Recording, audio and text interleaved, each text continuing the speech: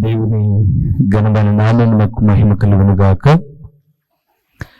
మన ప్రభువును రక్షకుడునైన యేసుక్రీస్తుల వారి యొక్క ప్రశస్తమైన నామమునకి మహిమ ఘనత ప్రభావములు యుగ యుగములకు కలుగునుగాక. సర్వాధికారి అయిన దేవుడు ఆయన యొక్క గొప్ప కనికరమును బట్టి మరొక శ్రేష్టమైనటువంటి శుభదినములో దేవుని ఉన్నతమైన మాటలు ధ్యానము చేయుటకు ప్రభు మనకిచ్చిన ఈ గొప్ప సదవకాశమును బట్టి దేవాది దేవునికి మనము ఎంతగానో కృతజ్ఞతాస్తుతులు చెల్లించవలసిన వారుగా ఉన్నాం. అదే సమయంలో ప్రతిదినము దేవుని వాక్యము వింటూ ఆత్మీయముగా బలపరచబడుతూ దేవుని యొక్క రాకడకు సిద్ధపడుతూ ఎప్పటికప్పుడు వాక్యము ద్వారా తమ ఆత్మీయ స్థితిని మెరుగుపరుచుకుంటూ ఉన్న దేవుని ప్రియబిడలైన మీ అందరికీ కూడా ప్రభు అయిన యేసుక్రీస్తు పేరట నిండు వందనములు తెలియచేయచ్చు ఉన్నాను. ప్రియులారా, బాగున్నారు కదండి? మీరందరూ బాగుండాలి అని, ఆరోగ్యముగా ఉంటూ ఆత్మీయముగా దేవుని వాక్యములో బలపడాలని ఈ దీన సేవకుని యొక్క ప్రార్థన. ఎంతమంది అయితే ఈ వాక్యాన్ని టీవీ ద్వారా, యూట్యూబ్ ద్వారా వీక్షిస్తూ ఆత్మీయ ఎదుగుదల కొరకు ఎప్పటికప్పుడు పునాదులు వేసుకుంటూ ఉన్నారో వారి ఆత్మీయ కట్టడము క్షేమముగా ఉండాలి అని మనసారా నేను కోరుకుంటూ ఉన్నాను. ఈ దిన కాలమున మనము ధ్యానము చేయబోతున్న ఒక అద్భుతకరమైన విషయము ఏమిటి అనగా, దేవుని నమ్మిన వారు దేనిని పోనీయకూడదు. దేవుని నమ్ముకున్న మనం దేనిని పోనీయకూడదు. ప్రభువునందు ప్రియమైన వారలారా, కొన్నింటిని మనం పోగొట్టుకున్న తర్వాత చాలా బాధపడతాం. ఎంత పొరపాటు చేశాను, అది ఉంటే ఎంత బాగుండు అని. ప్రస్తుత దినాల్లో బంగారం బాగా పెరిగిపోయిన తర్వాత దాని రేటు, చాలామంది మాతో అనే మాట ఏంటంటే, ఒకప్పుడు మాకు చాలా బంగారం ఉండిందన్నా, చిన్న వాటి కోసం పోగొట్టేసుకున్నాం, ఇప్పుడు కొన్నామంటే కొండెక్కి కూర్చుంది, కష్టమైపోయింది. అలాగా నగ నట్ర గురించి మాట్లాడిన వారు కొంతమంది, అప్పుడు మా స్థలాన్ని చాలా తక్కువగా అమ్మేసుకున్నాం, అందులో మేము కూడా ఉన్నాం. మా తల్లిదండ్రులు సంపాదించిన పొలం ఒక 6 ఎకరాలు ఈ పులివెందల దగ్గరలోనే, ఇక్కడ నుంచి ఒక 7 కిలోమీటర్ల దూరంలోనే ఒక పల్లెలో ఉండేది. ఆ రోజు మేము, మా తల్లిదండ్రులు, ఫస్ట్ మా తండ్రి చనిపోయారు, తర్వాత మా తల్లి చనిపోయిన తర్వాత అన్నదమ్ములు మేమందరం ఈ పట్టణానికి చేరుకున్నాం. నేను సేవలో ఉండిపోయాను. ఆ చుట్టుపక్కల ఉన్న వాళ్ళు దాన్ని కబ్జా చేయడానికి ప్రయత్నం చేయడం, అమ్మిన వాళ్ళు తిరిగి మాది అని కోర్టుకేయడం. ఆ కోర్టు దాదాపు ఒక 4 సంవత్సరాలు నేను పోరాడి చాలా కష్టపడి దాన్ని తిరిగి మేము చేజిక్కించుకున్నాం, మాదే అని. తర్వాత మా అన్న ఇద్దరికి వ్యవసాయం చేయడం వచ్చు, కానీ వాళ్ళు వ్యవసాయం చేయడానికి ఇష్టపడలా. ఏ పూట కాపూట డబ్బులు తెచ్చుకోవడం, కూలి చేసుకుని అలాగా వాళ్ళు పని చేసుకోవడం. ఇది వ్యవసాయము 3 నెలలకో 4 నెలలకో పంట వస్తే వీళ్ళు ప్రతిరోజు సాయంత్రానికి డబ్బులు తెచ్చుకోవడం అలవాటు పడిపోయేసి ఆ భూమిని పట్టించుకోవాలా. మాకు వ్యవసాయం రాదు, దానికి కాపలా ఉండలేం. సరే అమ్మేద్దాం అన్నప్పుడు మీకు తెలియదేముంది, మనం అమ్మితే మనం అమ్ముతాము అంటే చాలా తక్కువకు అడుగుతారు, మనం కొందామంటే ఎక్కడో చూపించేస్తారు. అలాగే మేము 2014 సంవత్సరం బాగా గుర్తు నాకు, ఏం చేద్దాం అమ్మేద్దాం అన్నప్పుడు 2014లో 6 ఎకరాలు కలిగిన భూమిని ఒక 6,70,000కు మేము అమ్మేశాం. ఇప్పుడు మేము అనుకుంటాం ఆ భూమిని మేము చూస్తున్నప్పుడు 6 ఎకరాలు దగ్గర దగ్గర ₹1,00,00,000 పైబడి. ఇలాగ పోగొట్టుకున్న తర్వాత దాన్ని తిరిగి చేజిక్కించుకోవడం అంటే ఇప్పుడు మళ్ళీ దాన్ని మనం సంపాదించుకోవడం అవ్వదు. అలాగే చాలా విషయాలు, కొన్ని బంధాలు, కొన్ని బంధుత్వాలు, కొన్ని రక్త సంబంధాలు, ఇలాగా కొన్నిటిని కోల్పోయిన తర్వాత వాటిని మనం బాధపడడం మినహా ఏం చేయలేం. అయితే ఇప్పుడు నేను చెప్పిన పొలం కన్నా, బంగారు కన్నా అత్యంత విలువైనవి, మనము పోనీయకూడనివి ఏంటో కొన్నిటిని మనం చూద్దామా? మూలవాక్యానికి వెళ్దాం. జెఫన్యా గ్రంథము 2వ అధ్యాయము. చాలా చక్కటి మాట. ఈ మాట ఒకసారి మొదటి వచనాన్ని మనం చూద్దామా? ఈ జెఫన్యా అనబడేటటువంటి ఈ భక్తుడు దేవుని ఆత్మ ప్రేరణతో చాలా ఘాటుగా మాట్లాడాడు. 2వ అధ్యాయం 1వ వచనంలో, సిగ్గుమాలిన జనులారా కూడి రండి, పొట్టు గాలికి ఎగురునట్లు సమయము గతించుచున్నది. జెఫన్యా అంటాడు, పొట్టు గాలికి ఎగురునట్లుగా సమయం గతించిపోతా ఉంది, కూడి రండి. ఇక 2వ వచనంలో అన్నాడు, విధి నిర్ణయము కాకమునుపే, యెహోవా కోపాగ్ని మీ మీదికి రాకమునుపే, మిమ్మను శిక్షించుటకు యెహోవా ఉగ్రత దినము రాకమునుపే కూడి రండి అంటాడు. అంటే ఆయన కొన్నిటిని పోగొట్టుకోక ముందే రండి నా దగ్గరికి అన్నాడు. ఏంటి ప్రభువా మేము పోగొట్టుకోకూడనివి? ఏవి మేము పోనీయకూడదు? నేను ఈరోజు చదివించే ప్రతి మాటలో పోనీయక అనే మాటలు మనం చూద్దాం. యాకోబు నాడు అడిగాడు కదండి, దేవదూతలను ఇచ్చి నెగుతూ దిగుతూ ఉన్నప్పుడు మరి పాదాలు పట్టుకొని, నీవు నన్ను దీవించు వరకు నేను నిన్ను విడువను అన్నాడు. పోనీయను అని అర్థం. అలాగే మనం పోనీయకోకుండా ఉపయోగించుకోవాల్సినవేంటో చాలా విషయాలు ఉన్నాయి. ఈరోజు కొన్ని చూద్దాం. ప్రభు ఆత్మ నడిపింపును బట్టి మరొకసారి కూడా ఈ సందేశాన్ని కొన్ని మాటలు విందాం. మొదటి విషయానికి వద్దాం. ఎఫెసీయులకు రాసిన పత్రిక 5వ అధ్యాయము. అపోస్తలుడైన పౌలు ఎఫెసీయులకు రాసిన పత్రిక 5వ అధ్యాయము 15వ వచనము 16వ వచనము కలిసి ఉన్నాయి. చదువుకుందాం. దినములు చెడ్డవి గనుక మీరు సమయమును పోనీయక, ఆ మాట సమయమును పోనీయక సద్వినియోగము చేసుకొనొచ్చు, అజ్ఞానుల వలె కాక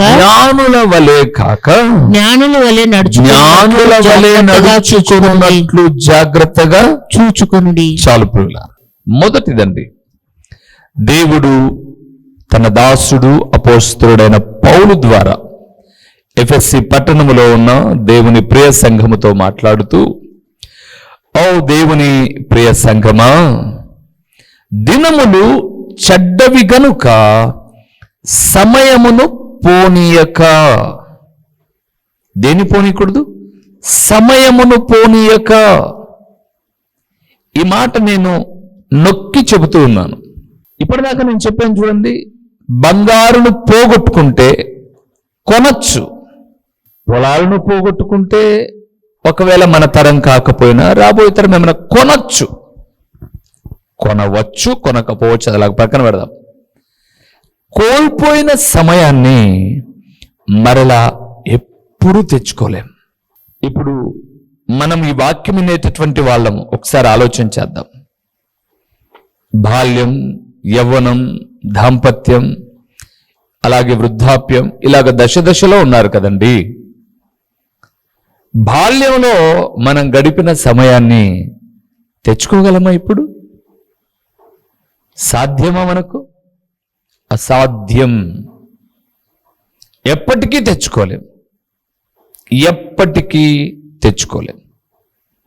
అందుకే జ్ఞాపకం చేస్తున్నాను, ఏ సమయంలో ఏదైతే చేయాలో, ఏ సమయంలో దేన్నైతే ఉపయోగించాలో అది చేయాలి.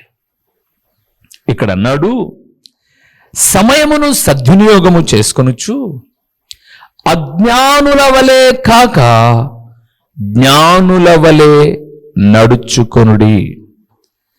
సమయమును జ్ఞానులు పోనీయరు, కానీ అజ్ఞానులు సమయాన్ని పోగొట్టేస్తారు. సమయము ధనము కన్నా అన్నిటికన్నా విలువైందండి. కోల్పోయిన ఏ సమయాన్ని మరలా మనం తెచ్చుకోలేం. మన ఎదురుగా ఉన్న వాచ్లో ఆ సమయపు ముళ్ళు దాటిన తర్వాత మన చేతిలో కీ ఉంది కాబట్టి రివర్స్ చేయగలమేమో, కానీ సమయాన్ని తెచ్చుకోలేం. అందుకే దేవుడు అన్నాడు, జ్ఞానముతో సమయాన్ని పోగొట్టుకోమాకండి. చదివే సమయంలో చదవాలి. అప్పుడప్పుడు తల్లిదండ్రులుగా మనం చెప్తుంటాం చూడండి, మేము ఎలాగూ చదవలేకపోయాం రా, నువ్వన్నా చదువు. ఎందుకు చదవలేకపోయావు? అప్పుడేమన్నా తల్లిదండ్రులు ఏమన్నా తక్కువ చేశారా?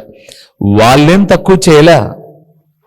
ఈరోజు నేను తల్లిదండ్రులుగా నా పిల్లలకు ఈరోజు స్థితిని బట్టి ఏవైతే ప్రొవైడ్ అందించగలుగుతున్నానో, ఆ రోజున్న దినాల్లో నా తల్లిదండ్రులు తమ సామర్థ్యాన్ని బట్టి వాళ్ళు అందించాల్సినవి అందించారు. కానీ ఆ రోజు సమయం విలువ తెలిసేసరికి అయిపోయింది. అందుకే బైబిల్ గ్రంథాన్ని మనం చూస్తూ ఉన్నప్పుడు సమయాన్ని పోగొట్టుకోకూడదు. హిజ్కియాతో అన్నాడు, ఇక 3 దినాల్లో చచ్చిపోతున్నాను అన్నాడు.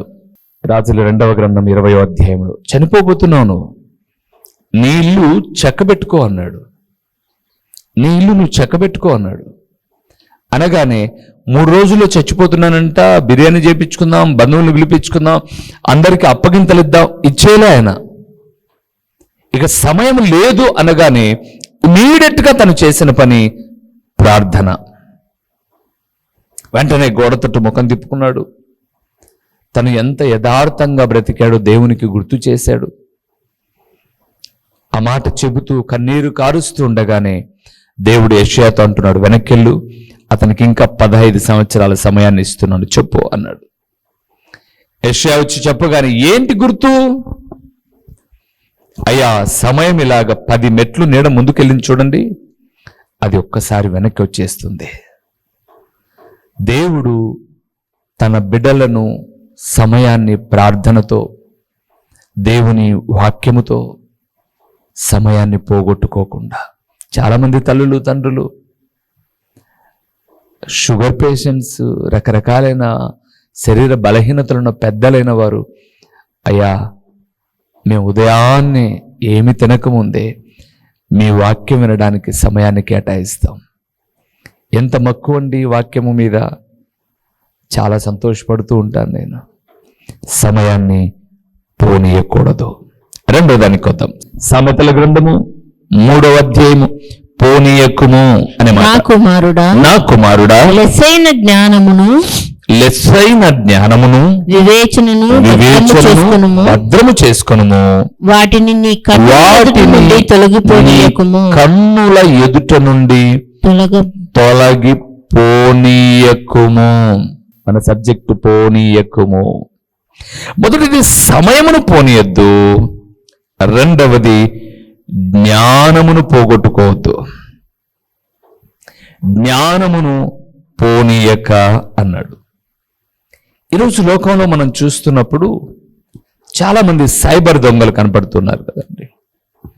వాటితో పాటు చాలామంది తమ జ్ఞానాన్ని వ్యర్థమైన వాటికి ఉపయోగిస్తూ ఉన్నారు. ఆ మధ్యకాలం నాకు తెలిసిన ఒక కుటుంబం ఫోన్ చేసి, అయ్యా మా పిల్లవాడు బీటెక్ చదువుతున్నాడు, మంచి జ్ఞానవంతుడండి వాడు, వాని కొరకు ప్రార్థన చేయండి, ఇక ఫైనల్ ఇయర్కి వచ్చేసాడు వాడు అని అన్నారు. అన్ని ఇయర్స్ కంప్లీట్ చేసుకుంటూ వచ్చాడు, ఫైనల్ ఇయర్లో ఉన్నాడు. ఆ ఫైనల్ ఇయర్లో సహజంగా క్యాంప్ సెలక్షన్ జరుగుతాయి కదండి, అప్పుడు వాడు జాబ్ కొట్టాలని ప్రేర్ చేయండి. తప్పకుండా అమ్మా ప్రార్థన చేస్తాం, మీ పిల్లవాడిని గురించి మీరు కూడా ప్రార్థన చేయండి, రక్షించబడ్డా అని అడిగాను. లేదయ్యా ఇంకా రక్షణ పొందుకోలేదు అన్నాడు. సరే ఆ విషయం కూడా ఆలోచన చేయండి అని చెప్పాం. ఒక 6 నెలలు గడిచిన తర్వాత మళ్ళీ వాళ్ళే ఫోన్ చేశారు, అయ్యా మా పిల్లవాడిని అరెస్ట్ చేశారయ్యా అన్నారు. ఎందుకు అరెస్ట్ చేశారు? బీటెక్ చదివేవాడు, ఫైనల్ ఇయర్లో ఉన్నాడు. ఎందుకు అరెస్ట్ చేశాడు? వాని జ్ఞానము దేనికి ఉపయోగించాడంటే, కొంతమంది స్నేహితులతో కలిసి ఏటీఎం దోచుకోవడానికి వెళ్ళారు. వాళ్ళు చెడ్డ అలవాట్లకు అలవాటు పడి డబ్బులు అవసరమై ఏటీఎంను పగలగొట్టడానికి వెళ్ళిపోయారు. అక్కడ అందులో లోపల సీసీ కెమెరాస్ ఉన్నాయి. వీళ్ళు దాన్ని టెక్నికల్గా ఓపెన్ చేయాలనుకున్నప్పుడు అలారం మోగింది బ్యాంక్లో. అటు నుంచి పోలీసు వాళ్ళకి సంకేతం వెళ్ళింది. వీని పురమాయించిన వాళ్ళు తప్పించుకున్నారు. వీడు దొరికాడు. తర్వాత వాళ్ళను పట్టుకున్నారు. వీని స్టడీ కొలాప్స్ అయిపోయింది. జ్ఞానము చెరుపుకుంటున్నారు. అందుకే బైబిల్ గ్రంథంలో హోషేయ, హగ్గయి ఈ గ్రంథాలను మనం చదువుతున్నప్పుడు నా జనులు జ్ఞానము లేకయే చెడిపోతున్నారు, చెడిపోతున్నారు. కానీ ప్రభు అంటున్నాడు, నీకేమైనా జ్ఞానం కొదువుగా ఉందా? యాకోబు 1:5 అంటాడు, మీరు తండ్రిని అడగవలను. మీలో ఎవరికైనా జ్ఞానము కొదువుగా ఉన్నాడో తండ్రిని అడగవలను. ఆయన ఎవ్వరిని గద్దింపక ధారాళముగా దయచేయువాడు. నీ జ్ఞానం దేవుని కొరకు ఉపయోగించుకో. నీ జ్ఞానం దైవ సంబంధమైనదైతే మేలు. కొంతమంది లోక జ్ఞానాన్ని బట్టి విర్రవీగుతూ ఉంటారు. నా ప్రభు అన్నాడు, దేవుని దృష్టికి ఈ లోక జ్ఞానము వెర్రితనము. ఈ లోక జ్ఞానం చాలా ఉంది చాలా మందికి. బైబిల్లో ఋతు గ్రంథం ఎక్కడుందో, యోనా గ్రంథం ఎక్కడుందో, నహుము గ్రంథం ఎక్కడుందో తెలియదు. కానీ ఫోన్లో అన్ని యాప్స్ ఓపెన్ చేయడం తెలుసు. అన్ని విషయాల్లో ఆరితేరిన వాళ్ళు. నేను పెద్ద చదువుల గురించి మాట్లాడడంలా, చిన్న పిల్లలు. ఒక అమ్మాయి ఒక మంచి లెక్చరర్ పొజిషన్లో, ఒక క్రైస్తవ అమ్మాయి లెక్చరర్ స్థాయిలోకి వెళ్ళింది. ఒకరోజు వాళ్ళ ఇంట్లో కూడికకు మమ్మల్ని ఆహ్వానిస్తే వెళ్తే, మేము చెప్పింది ఋతు కాదు, నహుము కాదు, సహజంగా ఒక చిన్న గ్రంథములోని మాటలు వివరిద్దాము అని సమూయేలు గ్రంథములోని సంగతులు చెబుతుంటే, సమూయేలు ఎక్కడుందో ఆమెకు తెలియక పుట్నోట్లోకి వెళ్ళిపోయింది. క్రైస్తవ అమ్మాయి జ్ఞానవంతురాలు. ఏమి లాభం? దైవికమైన జ్ఞానం లేదు. దేవుడు అంటున్నాడు, దైవ జ్ఞానాన్ని పోనీగాకో. అందుకే అక్కడ మీరు చూసారా 21వ వచనంలో, నా కుమారుడా, లెస్సైన జ్ఞానమును వివేచనను భద్రం చేసుకో, వాటిని నీ కన్నుల ఎదుట నుండి పోనీగాకు. నువ్వు సమయాన్ని పోనీగాకు, అదే సమయంలో జ్ఞానమును పోనీయమాకు. దేవుడు ఈ సమయం ముందు మాట్లాడుతున్నాడు. ప్రియులారా, దైవ జ్ఞానము చేత నింపబడ్డావా నువ్వు? ఒకవేళ లోక జ్ఞానమే అయితే దేవుని దృష్టికి వెర్రితనం. కొంతమందికి దయ్యాల జ్ఞానం అంటే అతిశయపడ్డం. నేనేమైనా చేయగలను, అది ఇది ఏదేదో చేయగలను. నో, ఏ ఉపయోగం లేదు. పోనీ మాకు దేవుడు మాట్లాడుతున్నాడు, సమయము పోనీగాకు, జ్ఞానమును పోనీగాకు. మూడవది, అక్కడ ఒక మాట చూద్దాము. సామెతల గ్రంథం 3వ అధ్యాయము 3వ వచనాన్ని మనం చూద్దాం. 3వ వచనము. దయను సత్యమును ఎన్నడూను నిన్ను విడిచిపోనీయకుము. వాటిని కంఠభూషణముగా ధరించుకొను. నీ హృదయమును పలక మీద వాటిని రాసుకొను. చాలు ప్రియులారా, 3వ విషయాన్ని మీకు జ్ఞాపకం చేస్తున్నాను. దేవుని ప్రియబిడ్డలారా, దయను సత్యమును పోనీయకుము. మన ప్రియ ప్రభులు వారికి ఉన్నటువంటి అనేకమైన పేర్లలో దయగలవాడు. క్రైస్తవ లోకానికి బాగా పరిచయమైనటువంటి ఒక పాట ఉంది, యెహోవా నా బలమా యథార్థమైనది నీ మార్గం అని. అందులో చాలా శ్రేష్టమైనటువంటి మాట 18వ కీర్తనలో నుంచి వ్రాయబడిన మాట. దయగల వారిపై దయ చూపుతాడు, కఠినుల ఎడల వికటము చూపే దేవుడు. దయ కలిగి ఉన్నామా మనం? ఈరోజు చాలా మంది జీవితాలలో కఠినత్వం, కఠినుల ఎడల దేవుడు వికటముగా ఉంటాడట. అందుకే ఎప్పుడు ఒక మాట చెప్తుంటాను ప్రియులారా, ఈ సమాజానికి మనము ఏదైతే ఇస్తామో అది ఒకరోజు దేవుడు మనకి ఇస్తాడు. ఏదైతే నీలో దయ ఉందా, నువ్వు ఎవరి ఎదుటన్నా నిలబడ్డప్పుడు నీ ఎడల దయ తలిచేవాడు దేవుడు. దేవుని దయకు నీవు నేను పాత్రులము కావాలి. బైబిల్ గ్రంథంలో ఒక ఉదాహరణ చెప్పాడు ప్రభు. ఒక వ్యక్తి అట ఒక యజమానునికి 50,000 దేనారాలు బాకీ ఉన్నాడు. 50,000 రూపాయలు అనుకుందాం బాకీ ఉన్నాడు. ఆ యజమానుడు నిలబెట్టి, ఎరా డబ్బులు ఇవా, ఎన్ని రోజులు అయిపోయింది తప్పించుకొని తిరుగుతున్నావు, ఇచ్చే డబ్బులు అని అన్నాడు. వీడంటాడు, అయ్యా కొంచెం ఓర్చుకోండి, నేను తప్పకుండా నీ డబ్బులు నీకు ఇస్తాను, పరిస్థితి బాగలేదు. ఏదో ప్రాధేయపడ్డాడు. వీని ప్రాధేయపడ్డాం, వీని బాధను చూసిన యజమానుడు, నాకేం ఇవ్వద్దులేరా, వెళ్ళిపో, ఇంకా నాకు అప్పు లేననుకో, ధైర్యంగా జీవించు, మంచిగా ఉండు అని చెప్పాడు. వీడు అలా వెళ్ళిపోతున్నాడట. 50,000 ఆయన దయతలిచి వీనికి వదిలిపెట్టాడు. అటు వెళ్తూ ఉన్నప్పుడు 50 రూపాయలు బాకీ ఉన్నవాడు ఎదురయ్యాడు వీడికి. వీడు కూడా అలాగే అడిగాడు, ఎరా 50 రూపాయలు ఇవ్వవా అని అడిగాడు. వాడు వీడు చెప్పినట్లే చెప్పాడు, అయ్యా కొంచెం ఓర్చుకో, పరిస్థితి బాగలేదు, ఇస్తానయ్యా నేను అని అన్నాడు. అలాగ ఓర్చుకుంటావురా, ఎన్ని రోజులైంది నువ్వు ఇవ్వక? వాడిని చెరసాల్లో వేసి అక్కడ ఉన్నటువంటి నాయకులకు, చెరసాల అధికారులకు అప్పగించగా ఈ వార్త 50,000 వదిలిపెట్టిన ఆయన దృష్టికి వెళ్ళింది. అతను పిలిచి అంటాడు, ఒరే చెడ్డవాడా, చెడ్డదాసుడా, నీ ఎడల నేను 50,000 బాకీ ఉన్నప్పుడు దయతలిచి నేను వదిలిపెట్టాను కదా, మరి 50 రూపాయలు దయతలచలేకపోయావా నువ్వు?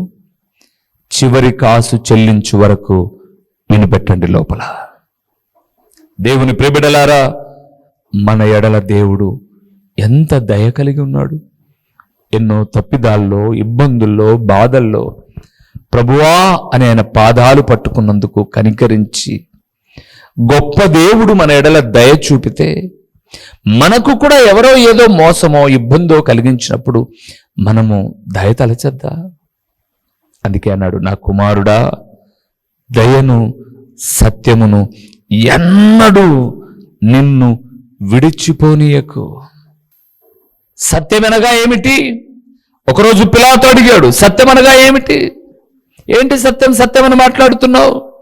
నీ ఎదుట ఉన్న నేనే ఆ సత్యానికి ఆధారం. యోహాను సువార్త 17 వచనంకి వెళ్తున్నప్పుడు ప్రభు అన్నాడు, సత్యమందు వారిని ప్రతిష్ఠ చేయుము, నీ వాక్యమే సత్యము. ఈరోజు సత్యమైన వాక్యాన్ని పోని చేస్తున్నారు, వదిలేస్తున్నారు. ఎక్కడికి వెళ్ళి వచ్చారు? అలాంటి చోట కూడిక జరుగుతుంటే వెళ్ళొచ్చాం. అంత దూరం ఎందుకు వెళ్ళారు? వాక్యం కోసం కాదు, ఏదో అద్భుతాలని, మహత్కార్యాలని, సూచక క్రియలని, మరికొంతమంది అయితే భోజనం పెడుతున్నారని. ఎంత మనిషి దిగజారిపోతున్నాడండి. దేవుని వాక్యం సెలవిస్తుంది ప్రియులారా, దయను సత్యమును పోనీయమాకు.